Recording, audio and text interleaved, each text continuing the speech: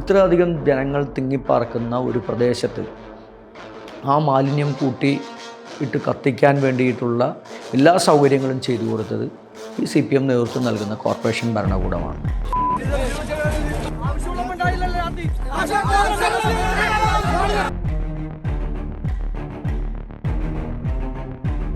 കരിങ്കൊടിയെ ഭയമാണെങ്കിൽ രാജിവെച്ച് പോകണോ? നാണം കെട്ടവനെ, തന്തയ്ക്ക് പറക്കാത്തവൻ രാജിവെച്ച് പോകണം.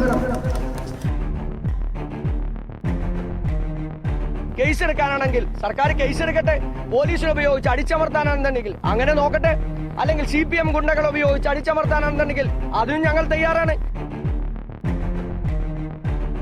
നമ്മുടെ നാട്ടിലുണ്ടാകുന്ന വിഷയങ്ങളിൽ അഭിപ്രായം പറയാനും പ്രതികരിക്കാനും കഴിയാവുന്ന നേതൃത്വം ഇല്ലാതെ പോകുന്ന സാഹചര്യം ഉണ്ടാകുന്നത് അരാഷ്ട്രീയവാദികൾക്ക് ഇടം കൊടുക്കുന്ന ഒന്നാണ്.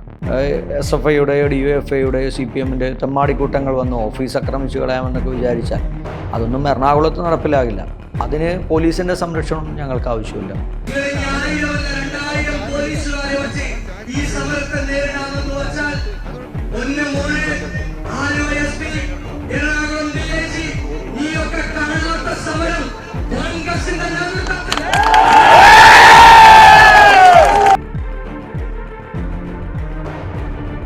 ഇവിടെ കോൺഗ്രസിനും പാർട്ടി ഓഫീസിനും സംരക്ഷണം നൽകാൻ ഞങ്ങളെ ആമ്പിള്ളേരുണ്ട്.